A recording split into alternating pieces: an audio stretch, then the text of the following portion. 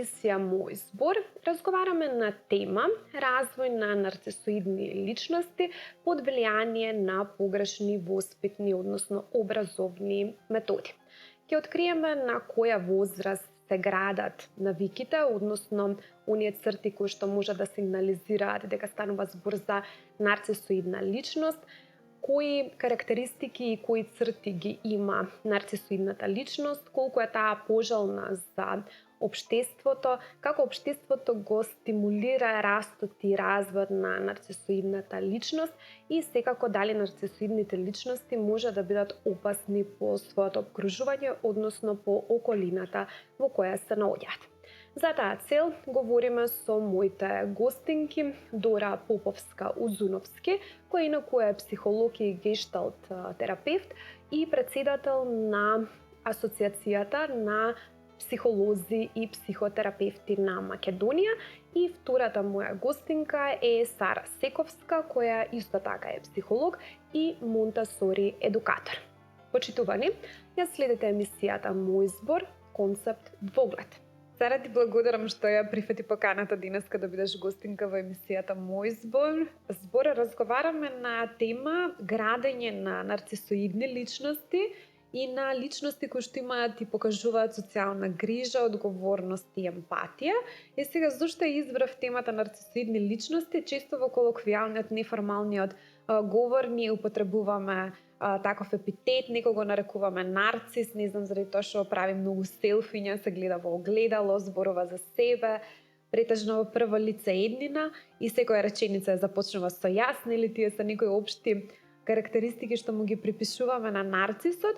Меѓутоа, со тебе сакам да го фатам оној аспект повеќе, пошто ти си едукатор на деца, работиш по Монтасори системот. Како се градат на нарцисоидните личности, во кој период од нивниот развој и која е улогата на оние кои што се непосредно вклучени во процесот на воспитување и образување, од педагогот, родителот и другите агенции на социјализација, ќе ни ги спомнеш ти поната. Така, ви благодарам на поканата. Како што објаснивте и вие, значи нарцисоидност има повеќе толкувања различни. Едниот е оној народен, што го викаме ние, или егоцентрични личности, личности околу кои се врти се, оние кои што сакаат многу внимание, кои што сметаат дека се најдобри во себе, и секако ние ќе зборуваме за тој дел, за таквиот поим. Нема да го опфатиме оној психолошкиот и психијатрискиот дел од нарцисоизмот, нели? Улогата на родителите е најзначајна, затоа што уште од мали тоа е нуклеусот, тоа се првите личности со кои се среќава детето. Така што се што ќе прави детето, ќе прави онака како што прават неговите родители. Тие се негов модел. Секогаш учиме по модел на возрастните. Она што го прават возрастните, го правиме и ние. Секако понатаму, покрај родителите, не можеме цела вина секогаш да кажеме дека се само родителите одговорни и виновни за тоа, затоа што има многу чинители општествени кои што придонесуваат и во развојот и во социјализацијата, емоционалниот живот на детето. Например, едно од тие е предшколските институции, значи, или образование. Тука детето првпат се среќава со своите врсници. И тоа значи излегување од еден контекст на семејството, каде што е заштитено, каде што се други правила, и сега секое дете доаѓа од некакво семејство, со некакви одредени правила. Кога сите заедно ќе се да речеме во еден контекст ставени, тука веќе почнува онаа вистинска социјализација, односно кој на кого ќе помогне, кој ќе предводи некоја ситуација, нели? И тука се издвојуваат лидерите, тука се издвојуваат оние субмисивните личности и слично.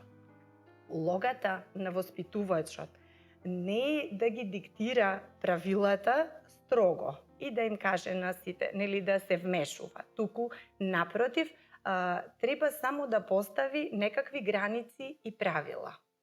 кои што секако ќе ја испочитуваат секоја од личностите на детето.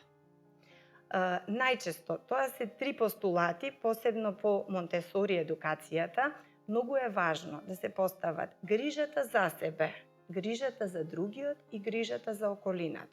Доколку сите тие 3 фактори се изнивелираат, тогаш имаме деца кои што ќе ја земат својата слобода и ќе се однесуваат онака како што се нивните карактеристики според нивните домашни услови и слично, меѓутоа сепак ќе мора да почитуваат одредени правила. Дора, ти благодарам што ја прифати поканата денеска да говориме на тема развој на нарцисоидни личности или личности кои покажуваат емпатија и се грижат за другите. И сега со однос на тоа дека ти си психолог, малку постручно и детално ќе ни објасниш за својствата и карактеристиките на нарцисоидната личност и како таа се однесува кон другите.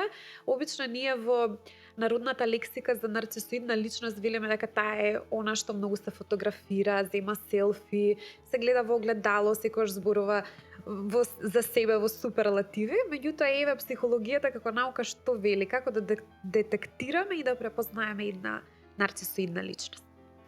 Така, значи, пред се многу е битно, сакам тука да објаснам нешто. Во стручната литература, односно во психологијата, се прави една разлика меѓу тоа што е селф и тоа што е его.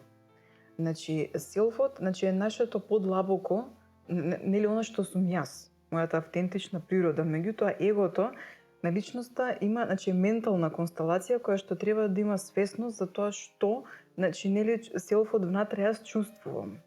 Кај нарцисоидната личност, нели, често пати знаеме да кажеме дека има големо его. Ке кажеме, нели, некој таму има големо его, нешто е многу самобендисан, се покажува, се истакнува, се, нели, се искажува на било кој начин, дека целото внимание бара да биде центрирано во него, или како што рековте во однос на тоа фотографирање, сликање и така натаму. За таа личност можеме да кажеме дека всушност постои еден расцеп. Прво, значи, меѓу нејзиниот селф, односно тоа што го носи внатре, и нејзиното его, значи некако како да се расцепени. Нарцисоидната личност премногу инвестира во сликата за себе.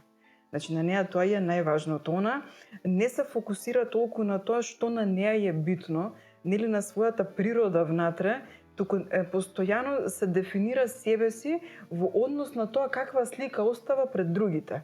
Значи можеме да кажеме дека нејзиниот контакт со себе е многу слаб. Односно, нели, со автентичниот, со вистинитиот селф, дека е многу слаб. И сега во стручната литература се наведува, нели, дека нарцисоидните луѓе може да бидат од различни типови. Значи, сепак секој од нас има некоја мала доза на нарцисоидност, никој, значи, од нас ние сепак имаме сите некоја слика за себе. Меѓутоа, некако тоа многу варира. Кај типичната нарцисоидна личност, она тежне према таа идеална слика за себе. Значи, кај нејзе се во расцеп реалната слика за себе и таа идеалната слика за себе. Она премногу некако тежне према тоа совршенство, према тој перфекционизам и некако на крај тежнејќи према тоа на секое ниво. Не мора да биде само на телесно, во однос на фотографирањето, во однос на изгледот, туку може да биде и на интелектуално ниво. Тоа може да биде личност која што, нели, верува дека многу знае, дека знае повеќе од другите, дека она се знае, може да биде, значи, на други нивоа, некогаш дури еве сега во последно време, тоа што е популарно, нели, спиритуалноста некако во модерното време. Имаме и такви личности кои што веруваат дека се најдуховни, дека другите не знаат или така натаму. Може да биде нарцисоиден родител. Значи, нарцисоидноста може да биде во разни улоги да се манифестира и не мора секогаш да биде врзана за изгледот. Затоа велиме, значи, дека има различни црти на тоа како може да се манифестира нарцисоидноста. Меѓутоа, често пати се врзани. Пак е важно да кажеме дека често пати се врзани, бидејќи кога на некој му е важно да биде некако на него во целина му е важно од секој аспект да биде Поради тоа што веќе ја спомнавме и врсничката група како еден од битните агенси на социализација и просторот, да кажам, социјалната средина каде што се градат и вредностите и односот кон себе, меѓутоа и односот кон другите, колку е важен тој контакт помеѓу децата и таа инклузија, интеграција на децата во врсничката група и како можеме да препознаеме какви односи во врсничката група владеат, па од тоа да можеби направиме проценка дали понатаму детето ќе се изгради во нарцисоидна личност или можеби е веќе емпатична, доволно е социјално грижлива и покажува некои карактеристики дека е поволна и здрава единка да живее во здрави и да гради здрави социјални релации. Потребен, но не и доволен услов е самиот процес на социјализација и внесување на детето во различни субконтексти, да кажеме, без разлика дали е тоа играње надвор со врсници во неформална група или во едукативен процес.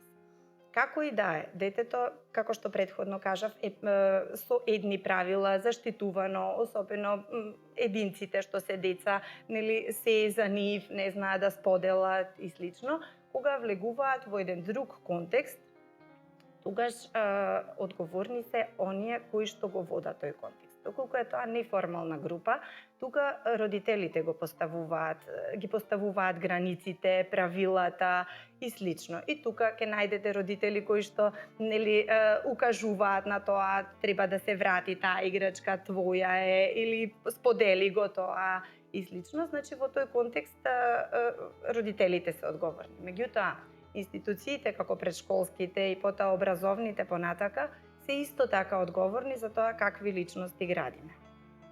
Монтесори системот се заснова на процес на вакви полици какви што гледаме нели позади нас, каде што се е отворено и секој има пристап до секој материјал за работа. Меѓутоа, тука постојат правила, исто како што постојат правила во светот, дека ресурсите се ограничени. И тука секој материјал доаѓа само по едно парче. Што значи дека десетина дечиња ќе мора да се договорат кој со кој материјал ќе работи. Правилото е дека секое дете додека работи со материјалот, друго дете доколку сака да работи со тој материјал, има 3 избори. Прво, да го почека да заврши, второ, да го праша дали може заедно, и трето, нели, да си одбере некој друг материјал, затоа што некој дошол прв до тој материјал. Децата имаат тенденција да не трпат фрустрација и да сакаат сега и веднаш да ги направат работите. Доколку имаме поддршка од родителите, а понатака и од образовниот процес на некое дете сега и веднаш да му се задоволат работите, тогаш тоа секако дека во секој контекст понатака ќе очекува дека веднаш треба да добие некој работи. Тука веќе зборуваме за јас и нели моето мислење, моето право на нешто сега и веднаш треба да се задоволи. Затоа треба да ги научиме децата да бидат трпеливи, да споделуваат, да почекаат, да прашаат дали може нешто заедно да направат и слично, а не веднаш нели да влегуваат и никако, значи не сме ни еден образовен процес да дозволи прекинување на некого во некаква активност. Тоа исто води нели кон оној другиот дел, доколку постојано ги оставаме децата да ги прекинуваат другите деца. Тука уште од претшколска возраст се градат тие нели правила кои што понатака ќе ги почитуваат децата. Јас од моје лично искуство можам да ви кажам дека за еден месец редовно доаѓање нели во центарот, децата веќе ги користат оние зборови кои што се потребни. Ти треба ли ова? Може ли ова со ова сега јас да си играм и слично. Тука веќе покажуваме грижа и за другиот. Дали се наметнуваме со нашата потреба, исто така и грижата за околината. Во нашиот центар, како и во сите центри кои што негуваат Монтесори педагогија, имаме практичен живот. Што значи тоа? Значи да се грижиме за околината, за се што е околу нас. Ние прво децата треба да ги научиме да се грижат за себе и за околината. Да расчистат, да измијат, да изметат. Ме разбирате, само така ние создаваме социјално грижливи дечиња понатака. Но сето тоа ви викам доаѓа првично од домот, а потоа и од воспитните установи.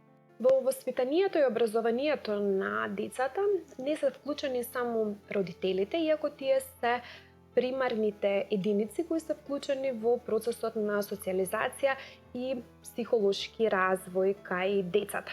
Многу се важни првите 7 години од животот на секое дете, особено оној период кога детето ќе почне да оди и да посетува настава, односно да оди на училиште, да се интегрира во поголеми групи и да комуницира со своите врсници, бидејќи врсничката социализација е многу важна, детето да научи докаде се границите на неговото действување, да ги научи поделбите, односно да научи како да дели, да биде солидарен со другите и секако да се научи да ги почитува различностите кои што во поголема, односно врсничка група се секако поистакнати и повидливи.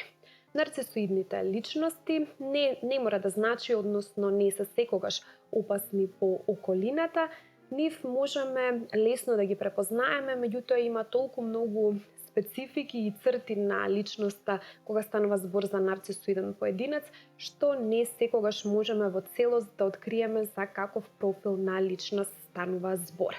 Првичните и лаички претпоставки се обвистинуваат и во психолошката пракса, па така ако некој постојано говори за себе во суперлативи или постојано е на некој начин обземен од својата личност и од своето дело, секогаш ги преувеличува своите успеси и ги минимализира своите порази, тогаш дефинитивно тоа се индикации дека станува збор за нарцисоиден тип на личност. Така, исто треба да кажеме дека нарцисоидните личности не се раѓаат со некои посебни таленти и дека тоа не зависи од наследните карактеристики дали ќе бидете или не нарцисоидна личност, туку постои одредена констелација од социјални односи кои што го гради поединецот и го прави нарцисоидна личност. Ме интересира што вели развојната психологија, дали постои одредена возраст на детскиот развој кога се формира нарцисоидната личност, која е таа возраст и под кои услови се формира една таква личност? Така, значи, тука има две важни гледишта. Едното е тоа дека кај детето се развива природен примарен нарцизам и секундарен нарцизам, тоа е Фројдовото психоаналитичкото гледиште, дека нели во еден извесен период природно му доаѓа на детето, нели во таа 2-3 години, 4, бидејќи неговото мислење развиено само на конкретно ниво. И детето тука некако се гледа само себе и своите потреби. Нели ако трнеме од тоа дека новороденчето, кога се раѓа, тоа на вистина само знае за своите потреби. Тоа нема значи осет, нели чувство за потребите на другите и нели родителите се тие кои што би требало да умеат и да знаат да ги одложат нели на моментално ниво своите потреби, да би можеле да ги задоволат потребите на детето. Меѓутоа, доколку се случи во развојот да остане една таква заглавеност на детето, односно само фокусираност на неговите потреби, тогаш ќе се развие тој нарцизам, бидејќи нарцистичната личност тешко поднесува да направи отстапка од своите потреби. И така во тој еден развоен период има една нормална нарцистичност, ако може да ја кажеме, кај детето, кога и како нели е оправдана, значи природно е тоа, нормално е да бидеме насочени само на неговите потреби, меѓутоа со текот на времето важно е детето нели да научува таа емпатија и да излезе од таа нели комфорна зона на своји потреби. Меѓутоа се разбира и другото гледиште дека има една поврзаност меѓу односот со родителот, односно дека нарцистичен родител ќе направи и нарцистично дете. Меѓутоа не секогаш мора тоа да значи. Обично кога имаме нарцисоиден родител, детето може да се формира на два начина. Едниот е и тоа да ги развие тие нарцистични црти, меѓутоа има едно друго сценарио каде што пак детето почнува да отстапува постојано од своите потреби за сметката на другите, бидејќи родителот не бил нели во состојба да отстапи од своите потреби, нели? И детето мора да се прилагоди постојано на родителот наместо обратно. Значи ги имаме тие две сценарија како би можело да се развие таа нарцистичност кај детето или не мора. Меѓутоа како и да е, секогаш кога зборуваме за нарцистичност, зборуваме за таа една инфантилност, значи за едно неразвиено его, значи за едно инфантилно детско его кое што никогаш од ништо не му е доволно, значи постојано е незадоволно, му треба уште и уште и уште. Така, веќе во твојот одговор ги спомна и лингвистичките карактеристики по кои што можеме да препознаеме дали детето на правилен начин комуницира со другите и покажува некаква грижа или во неговиот јазик има само егоцентрични, да кажам, примери на изразување и на перцепција на светот. Во психоанализата многу се говори за фази на развој, повеќе на оној психосексуалниот месечини развој, меѓутоа има и некоја социјална конотација од таму што може да се извлече. Важно ми е според Монтесори парадигмата што ти ја работиш, дали можеби може да се антиципира некој период завршен каде што децата може да ги изградат доволно своите социјални односи и навики на тој начин да може подоцна да се каже, да се претпостави дека тоа дете како возрастна единка, како возрастна личност ќе стане нарцисоидна или ќе биде социјално грижлива. Родителите и педагозите се оние првите модели на однесување кои што ја даваат основата, ги поставуваат правилата, границите и слично. Во поширок контекст понатаму и сите останати чинители, и образовниот процес понатаму, и социјалните медиуми, и се друго ќе влијае врз развојот. Она што во моментот можеби ќе звучи како парадокс е дека детето, бидејќи не е свесно детето дека се развива во таква личност, како почнуваат, како се сечетоците, родителите многу често сакаат да ги фалат своите деца. Исто така и воспитувачите. Браво колку добро го направи тоа и да ги истакнат едните деца повеќе од другите. Тука зборуваме за надпревар. Меѓутоа, надпреварот е нож со две острици. Имаме надпревар во кој што ќе имаме само задоволна личност и сите капацитети ќе ги посвети на тоа да се докаже себе си пред другите луѓе, колку е таа важна, колку може да направи нешто. Имаме надпревар каде што личноста може да се заврти околу себе и да види дали првично наштетува на некого со тоа што тој оди некаде напред, така, или да се чувствува дел од некаков тим. Мојот совет до родителите, секако и до воспитувачите, е да не го поттикнуваат оној дел дека нешто е сосема посебно само во едно дете, и затоа што тоа е зачетокот на формирање на нарцисоидна личност. Значи, децата не се свесни, меѓутоа со пораките што ги примаат од надвор. Ти си најдобар, ти можеш, браво за тебе и слично. И кога децата ќе дојдат, тие сакаат да бидат гордост на своите родители. Тие ќе направат се на училиште или било каде да бидат најдобри. Не гледајќи позади дали прават некаква штета на некој други. Ме разбирате? Така што може би е подобро апел до родителите и до сите воспитувачи да ги научиме децата подобро да споделуваат.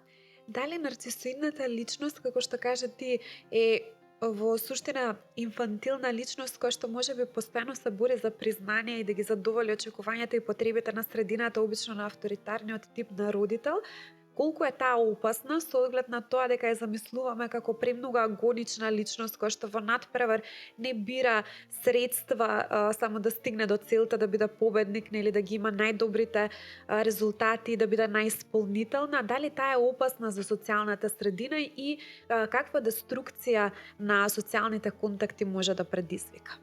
Значи, опасна е веќе кога ќе стигне границата на психопатијата или на социопатијата. Тогаш е веќе опасна, нели? Не бира средства, како ќе ги исполни целите.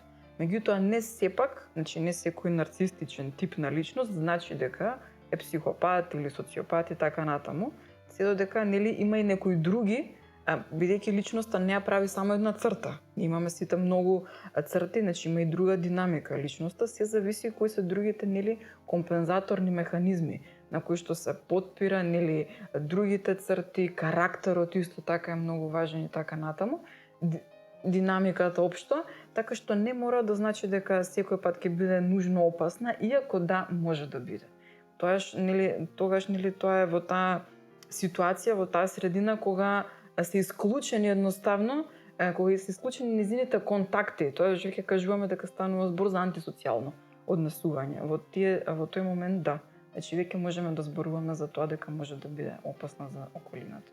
Така, ти благодарам, Дора, за овие исцрпни одговори. Се надевам дека на гледачите им доловивме малку повеќе за тоа што представува нарцисоиден тип на личност, како да го препознаат и можеби да антиципираат кое е неговото однесување, колку се тие пожални во една група и како да се справиме со нив доколку ги има во нашата средина. Ти посакувам многу успех во понатамошната работа и ти благодарам уште еднаш. Благодарам и на вас за поканата. Јас се сеќавам на еден наш разговор од претходната емисија кога ти сподели искуство дека на конкретно дете родителите многу често му купувале колички и просто детето било пренатрупано од колички кои што воопшто не му се потребни и никогаш во животот не се играло со тие играчки. Сега тоа е многу чест пример што можеме да го видиме насекаде околу нас. Например, ние им создаваме, им индуцираме потреби на децата кои што не се реални, не се нивни автохтони, со самото тоа што го поддржуваме потрошувачкиот стил на живот, па постојано му купуваме играчки или некои нови работи, мислејќи дека така ја покажуваме нашата родителска грижа повеќе кон детето, а во суштина можеби му правиме само поголема штета. Каква е корелацијата, каков е соодносот на тој потрошувачки стил и тоа индуцирање постојано и создавање на нови потреби кај детето преку постојано купување на некои нови работи и градење на нарцисоидна личност? Се согласувам, убаво кажавте. Значи, ние ги индуцираме тие потреби. Децата имаат одредени физиолошки потреби. Многу често грешката кај родителите е што дури ги занемаруваат потребите на децата за да ги задоволат некои своји потреби или барем она што тие мисла дека им треба на децата во моментот.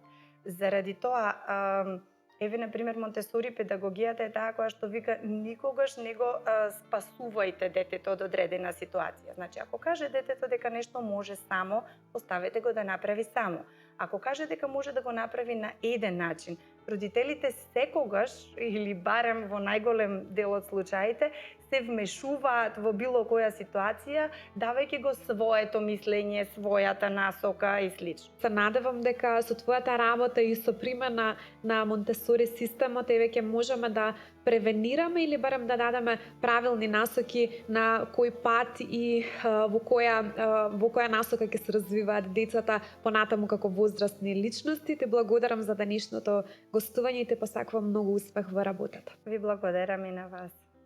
Понекогаш и ако некој ни делува дека е социјално одговорен, можеби тоа е само модел на социјално пожално и посакувано однесување кое личноста го манифестира, се со цел да ги исполни своите потреби за подобра афирмација во општествените кругови. Затоа, она што секогаш на прв поглед ни се гледа како социјално грижлива и социјално одговорна единка, можеби е мотивирана од сосема погрешни мотиви и под таа површина, односно под таа површна слика се крие една нарцисоидна личност која само помагајќи им на другите сака да се истакне себе си. Нарцисоидните личности се многу тешки за своето обкружување, тие не се подготвени да делат, не се подготвени за тимска работа и се многу сурови во надпреварот кој што денешното општество многу го фаворизира и го форсира. Зборувавме денеска на тема развој на нарцисоидни личности под влијание на различни воспитни и образовни модели, а моите гостинки беа Дора Поповска-Узуновски и Сара Сековска. Јас ви закажувам повторна средба веќе следната сабота.